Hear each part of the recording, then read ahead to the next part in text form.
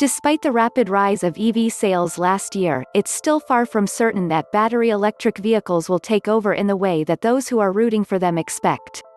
After all, there is a precedent from 20 years ago, when a rosy-looking electric future was snuffed out unceremoniously and buried in the sands of time. Could this happen again? Could the vested interests of the incumbent fossil fuel vehicle industry repeat the same destructive trick once more?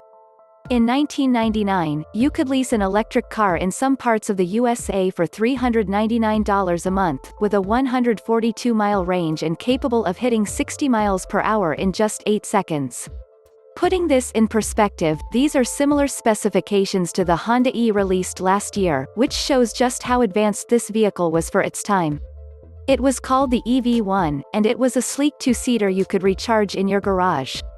Owners loved them, but the company that made the car, General Motors, discontinued the vehicle just a few years after its launch and forcibly recalled all the cars on the road, eventually crushing most of them. GM donated a few to museums and researchers, but disabled the drivetrains, and has even taken legal action against anyone trying to re-enable them. The reasons for the discontinuing and destruction of the EV1 remain controversial to this day. They were covered in great detail by the fascinating 2006 documentary Who Killed the Electric Car, which is still available from some DVD and online rental companies.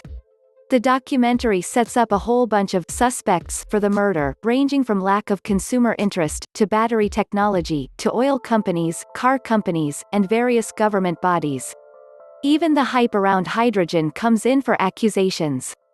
At the time of the documentary, GM claimed the EV1 wasn't economically viable, but it seems like a web of vested interests felt threatened, from oil companies fearing loss of revenue to car companies fearing the low maintenance costs of EVs. There was also a huge push from the likes of US President George W. Bush and California Governor Arnold Schwarzenegger towards hydrogen as the true miracle fuel for an eco-friendly transportation future. Fast forward 20 years and none of these pressures have gone away. The oil industry still faces a massive drop in demand for fuel if there is mainstream adoption of EVs, governments worry about the loss in revenue from fuel tax, and dealers are concerned about losing lucrative maintenance contracts. There are still scores of keyboard warriors out on social media arguing that we should wait for never-arriving hydrogen and until then keep running our diesels or gas-guzzling V8s in the USA. But something has clearly changed, looking at the slew of automaker announcements in the last few weeks.